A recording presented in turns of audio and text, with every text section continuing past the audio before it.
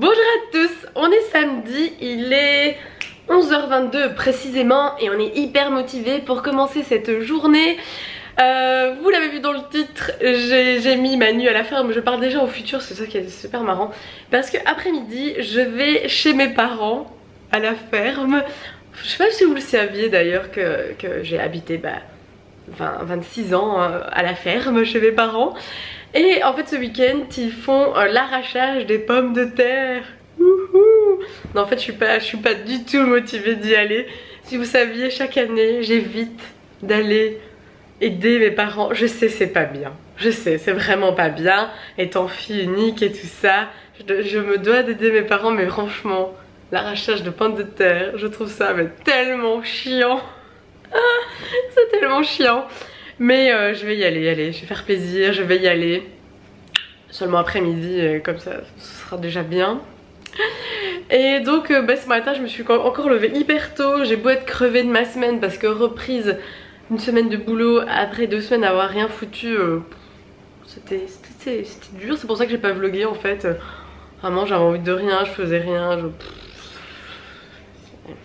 Et donc voilà, aujourd'hui je me rattrape en faisant tout mon ménage du matin. Comme ça je pourrais partir tranquille tout mon week-end et revenir en ayant un appartement propre, rangé, prêt à démarrer cette nouvelle semaine de boulot. Je suis pas du genre à vous faire un petit regardez comment je suis habillée, mais juste j'ai trop envie parce que pour faire les pommes de terre, il faut s'habiller en mode où vous savez que vous pouvez vous salir. Donc j'ai mis que des vieux vêtements trop grands. Alors le t-shirt trop grand d'Asos qu'on peut rentrer 2 fois dedans. Le pantalon aussi Asos dont j'ai fait mon déménagement. Il y a des taches encore de peinture blanche de la peinture de l'appart. Des chaussettes qui sont à ma taille avec Eugénie. Et je vais mettre mes vieilles Converse blanches toutes pétées et avec les semelles qui sont toutes pétées. Et donc à mon avis mes pieds seront tout noirs avec la poussière des pommes de terre. Et je me suis quand même maquillée parce que je me suis dit on va pas faire peur aux ouvriers quand même. Ça serait bien d'avoir quand même une bonne tête toute motivée qui en est pas du tout. Mais voilà, comme ça j'ai quand même une mine beaucoup plus fraîche que ce que je suis habillée. Allez, on va ouvrir à une main. Je sais pas si je vais y arriver. Ou si je vais y arriver. Ça semble blond. Tadam! Oui, ça fume. Et maintenant, on mixe. Je sais pas si on voit à quel point ça fume. Oh, si on voit quand même un peu. Donc voilà, ma soupe au potiron est prête. Potiron maison. Et en plus de chez ma maman m'a apporté des potirons qu'elle fait pousser dans son jardin. Donc c'est de la bonne soupe bien épaisse comme j'aime. Je suis enfin prête pour aller à la ferme. Je viens d'arriver chez mes parents et je vois que des petits colis m'attendent. C'est cool là. Je vais vous faire un mini unboxing. Je sais pas du tout ce que c'est en fait. Alors, on va pas l'abîmer et garder la surprise. Qu'est-ce que c'est? Les Terres Inconnues, tome 1. Je sais pas du tout ce que c'est. Ah, il est bleu. Je ne connais pas du tout l'éditeur. Et je sais pas pourquoi on l'a envoyé. Mais en tout cas, c'est gentil, merci. Mais je sais pas.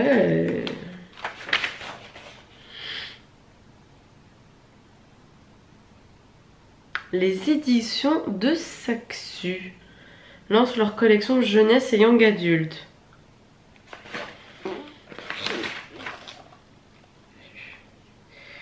C'est marrant parce que du coup je me demande comment ils ont eu mon adresse. Et en plus il est tout animé, c'est dommage. Mais n'empêche qu'il est super canon. Bon clairement je vais pas lire de quoi ça parle, hein. J'aime bien me laisser un petit peu le suspense. Mais apparemment c'est de la fantasy young adulte. Et puis ça... Et ça je pense savoir ce que c'est. En tout cas je sais de quel éditeur. Ouh là là. Alors, oh c'est trop beau, c'est trop beau, c'est trop beau. L'amour exemplaire des éditions d'Argo. Un amour exemplaire au théâtre du rond-point le... Ah. Il y a une pièce de théâtre. Ma foi, c'est intéressant tout ça. Oh, j'aime bien, c'est en mat en fait. Je sais pas si on voit très bien. Ouais. Alors pour faire une vidéo ASMR, ça serait génial. Oh, c'est un petit peu dur de vous montrer l'intérieur. Mais en gros, c'est comme ceci. Et je la lirai à mon avis très bientôt. C'est cool. Oh, il y a un petit chat qui dort à côté de la porte. Je suis vraiment étonnée qu'il s'est pas enfui. Et alors, petite bête? Oh, il va s'enfuir. Ouais. Oh, je suis étonnée. Salut. Allez, on va aller travailler maintenant. C'est quoi tous ces trucs en bois? Waouh! Là, c'est mon papa qui roule un tracteur. Et là, c'est nos champs. Oh, je sais même pas si on voit bien avec le soleil. Mais purée, cette machine est énorme. C'est la machine qui arrache les pommes de terre. Et là, on a des tracteurs avec des énormes bennes qui vont être rapatriés jusqu'à la maison et stockés dans un énorme hangar. Putain, c'est fou la poussière que ça fait. Oh, ne passez surtout pas en décapotable près de la rue parce que c'est juste déconné, empiré. Putain, elle est énorme cette machine. J'avais jamais vu une arracheuse de pommes de terre aussi énorme. C'est fou la technologie aujourd'hui.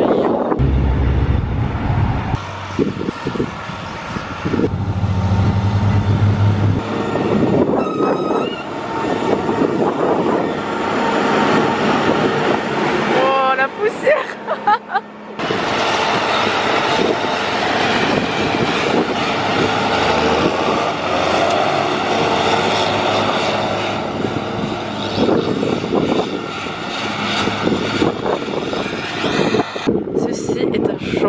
Rempli de pommes de terre dont les fans sont complètement cramés tellement il fait sec.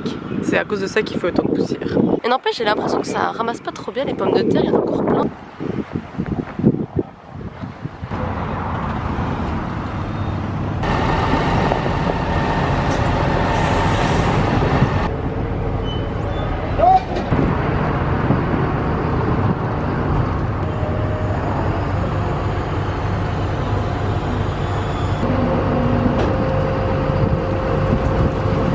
Est-ce que je vais avoir une patate sur la tête ou pas? Normalement. Ah, il y en a qui tombent. Mais normalement non.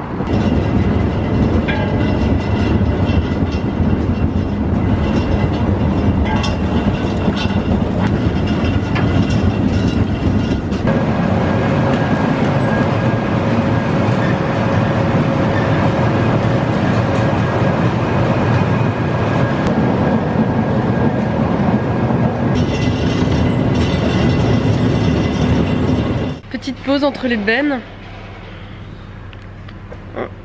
Je suis sûre que j'ai mon nez déjà tout noir à cause de la poussière. Et donc on s'amuse à tirer les cailloux, les morceaux de terre, les fans, les pommes de terre pourries aussi. Moi j'en tire des vertes quand même. Et voilà pour stocker derrière. D'ailleurs ça fait mal aux yeux quand ça s'arrête. Moi je trouve le tapis on se concentre et quand ça s'arrête boum. La première fois j'ai eu mal au crâne. Mais bon là ça va. Et ma mère qui rigole, elle se marre, c'est très marrant. Il y en a un qui s'éclate, oh ça fait du bruit.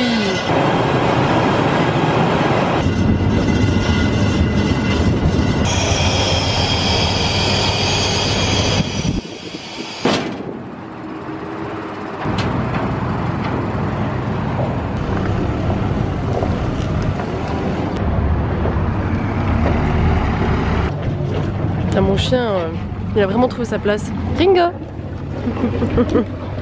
Et gros, tu t'éclates. En plus il est tout plein de poussière à rester en dessous du tapis. Hein, t'es tout seul, mais t'es sage. C'est fou la tonne de cailloux, de pierres, de briques. Fer à cheval j'ai trouvé.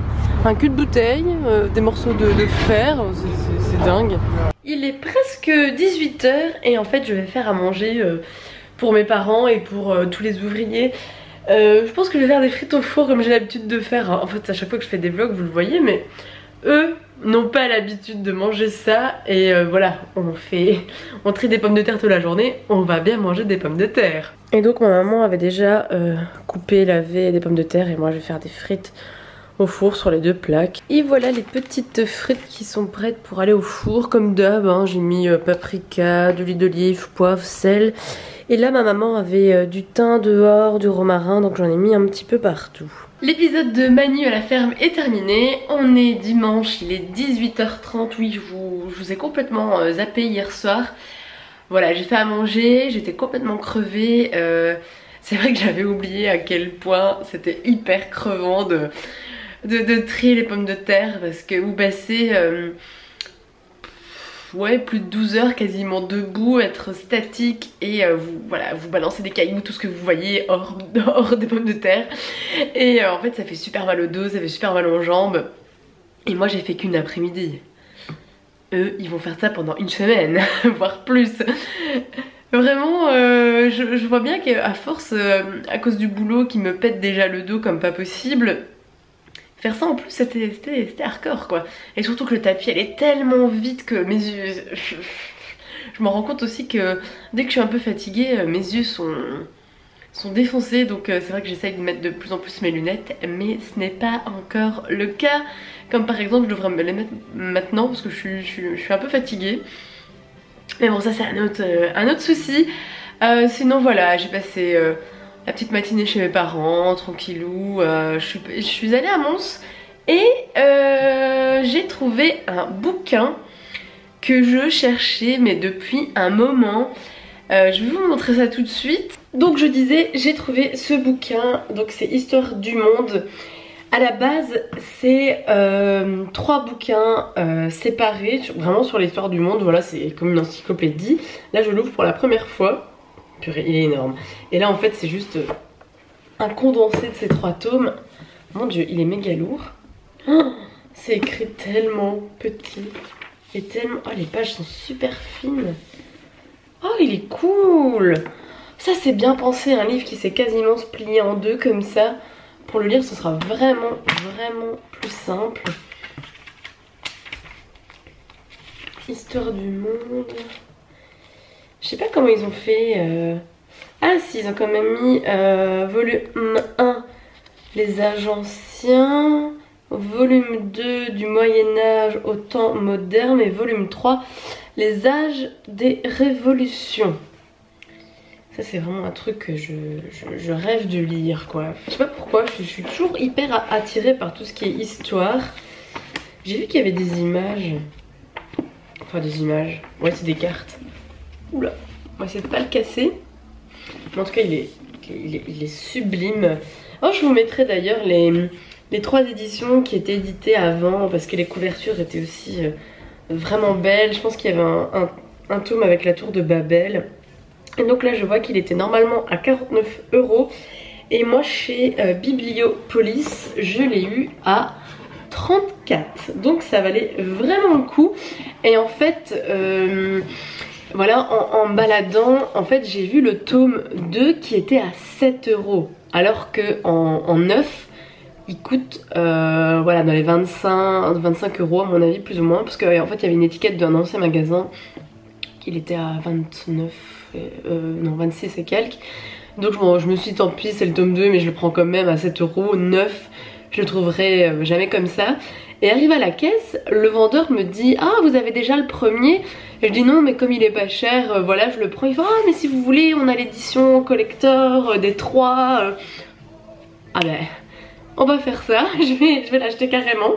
Et donc je suis super contente, bah il est neuf quoi. Ça c'est top, il est vraiment super beau. Oh il donnerait bien là sur mon bureau. Allez franchement il donne pas super bien. Oh, je suis trop fan, il est trop beau. Et sinon depuis vendredi soir je suis de nouveau dans ma période Beatles. Vendredi soir on est tombé sur le documentaire 8 Days a Week, le dernier documentaire qui est sorti sur les Beatles. Et du coup ça m'a remis dans les Beatles. Et en fait depuis samedi je n'arrête pas d'écouter les Beatles. Quand j'ai pris la route pour aller chez mes parents c'était les Beatles à fond dans ma voiture. Mais mon dieu mais quel plaisir, quel plaisir. Vous savez ces musiques qui arrive à vous faire passer des émotions différentes, où voilà, j'étais cool, j'étais tranquillou, et puis en fait mon énergie est montée d'un coup parce que toutes ces musiques m'ont donné la patate. Moi les Beatles ça me donne à mort la patate. Oh, ça donne bien avec mon petit week-end d'attrait des pommes de terre, c'est pas fait du tout exprès. Et là en fait j'ai regardé quelques vidéos sur le spectacle Love du Cirque du Soleil sur les Beatles. Voilà, ils ont fait tout un spectacle autour des Beatles avec plein de medley, des chansons cultissimes des Beatles.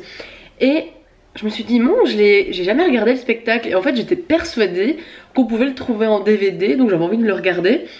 Mais non, c'est un spectacle qui est en place à Las Vegas depuis 2006. C'est un truc de fou quand même, 12 ans qu'ils font le même spectacle.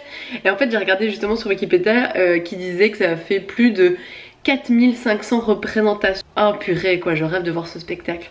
Du coup maintenant je vais avoir le rêve secret d'un jour aller à Las Vegas pour voir ce spectacle, ou alors espérer qu'un jour ils le sortent en DVD, parce que le peu d'extraits que vous trouvez sur YouTube, mais oh, qu'est-ce que c'est magnifique. Bon déjà je suis trop fan moi des comédies musicales. Mais alors là, avec les Beatles, j'aimerais trop le voir. Tant que je suis à vous montrer des nouveaux bouquins, j'ai reçu aussi celui-ci, L'essentiel de la PNL, les clés d'une vie réussie de Richard Bandler. En fait, mon ami Vincent, sans faire exprès, l'a commandé 2 fois et donc il me l'a donné. Et c'était un truc que j'allais un jour m'intéresser, parce que tout ce qui est en rapport avec la communication, apprendre, voilà, comment ils disent, surmonter vos peurs, vaincre la dépression, quitter vos vieilles habitudes et vous libérer du stress et de l'anxiété. Ça m'intéressait beaucoup. Donc ça s'appelle le programme de neurolinguistique. Et voilà, c'est un bouquin qui parle de communication et de aussi comprendre ce qui nous entoure, je pense les autres, visualiser des trucs chez les autres. Ça m'intéressait beaucoup et ça je suis contente aussi de l'avoir. À mon avis ça va être dans mes prochaines lectures. Bon, j'ai dit que j'allais lire le livre de la PNL dans ces prochains jours, mais à mon avis ce soir je vais m'installer confortablement dans mon fauteuil et parcourir ce livre des Beatles que j'avais acheté pendant les soldes chez Taschen, parce qu'il est juste canon, canon, canon. Et je suis hyper fan moi de ces vieilles photos des années 60. J'adore le grain, j'adore le style, ces vieilles images. Oh là là, John Lennon et leur coupe de cheveux au bol. Oh, j'adore ce bouquin. Je vous reprends pour la dernière fois avant de clôturer ces 2 jours de week-end. En fait, je viens de finir le documentaire Ni juge ni soumise. En fait, ça a été réalisé par les réalisateurs, c'est tellement logique, de l'émission Striptease, voilà, une émission hyper culte en Belgique, qui a commencé dans les années 80, qui s'est terminée en 2012, où des journalistes allaient chez des gens, suivre leur quotidien, leur travail, enfin plein de situations différentes, et en général des personnes hyper atypiques, qui sont très particuliers, qui ont une vie ou des expressions, enfin c'est toujours hyper malaisant, et en fait ça en devient drôle. Et là ils ont suivi pendant 3 ans une juge d'instruction ici à Bruxelles. Mais c'est juste dingue ce truc, parce que oh, je viens de recevoir un message. En fait ce qui est dingue, c'est que déjà vous voyez des criminels ou des suspects, enfin, et cette juge est exceptionnelle parce qu'elle a un franc-parler de fou. Elle sait remettre en ordre des gens, elle utilise aussi de l'humour noir, enfin elle a une personnalité qui est juste mais incroyable. C'est juste à mourir de rire, c'est dingue. J'étais à la fois choquée, parce que vraiment il y a des trucs choc quand même. Allez, elle va carrément dans un cimetière pour aller déterrer un corps quoi, enfin voilà, avec toute une équipe hein, mais on voit l'exhumation d'un corps. On voit même des photos de scènes de crime. Ah, c'est hyper choquant de ce côté-là, c'est hyper choquant de la voir remettre à l'ordre des criminels aussi, c'est juste dingue. Et alors, enfin, vers la fin, il y a une enquête d'un meurtre, voilà, une jeune femme qui tue son enfant et qui va l'enterrer au coin de la rue, quoi. Et on voit, voilà, l'audition de cette femme qui raconte comment elle a fait, comment ça s'est déroulé, comment elle était psychologiquement à ce moment-là. Et on se rend bien compte que oui, effectivement, elle a des problèmes psychologiques mais c'est hyper choquant, hein. C'est... Ah, c'est dingue, quoi. Purée, je suis... En fait, c'est ça qui est assez troublant, c'est d'être fasciné, émerveillé par un truc pareil et en même temps d'être hyper choqué. Là, vous avez des sentiments qui passent de chaque côté, c'est... Oh, mon Dieu, quoi. Mais regardez ce truc, enfin ce truc. À mon avis, ça doit faire scandale d'un point de vue judiciaire, parce que... Enfin, je trouve ça même choquant d'autoriser ce genre de diffusion. C'est dingue. Et alors, tout le long, je recherchais à quel moment ça a été filmé, parce que moi, dès que je commence un film ou n'importe quoi, j'ai toujours besoin de savoir le lieu et l'époque. Et là, je voulais absolument savoir quand c'était filmé, parce qu'ils ont filmé ça sur 3 ans, et je pense que c'est filmé entre 2012 et 2016, par rapport des dates qui sont citées, et même surtout en fait les images. On voit énormément des soldats dans Bruxelles, et je pense que c'est suite aux attentats. Donc oui, je pense que c'est vraiment en 2012-2016, ça il n'y a pas de... Il n'y a pas de doute, surtout que voilà, le fait avec cette femme là qui tue son enfant, vous pouvez le rechercher directement sur internet, vous tapez Bruxelles, femme qui enterre son enfant, vous trouvez direct le truc. Donc voilà, c'est 2016. Et bah je suis hyper choquée et en même temps j'ai kiffé à mort, donc c'est vraiment assez paradoxal les émotions. Donc vraiment allez le voir parce que ça vaut le coup. Là cette juge est juste incroyable. Bon bien sûr je ne voudrais jamais me retrouver face à elle parce que... oui bien sûr elle a l'autorité pour vous envoyer en prison ou non ou n'importe quoi. C'est... Voilà, allez le voir, je me répéterai pas assez, allez le voir. Et sur ce, je vous dis à la prochaine. Et passez une bonne semaine, une bonne soirée, une bonne journée, tout ce que vous voulez. Et on se dit à bientôt. Salut!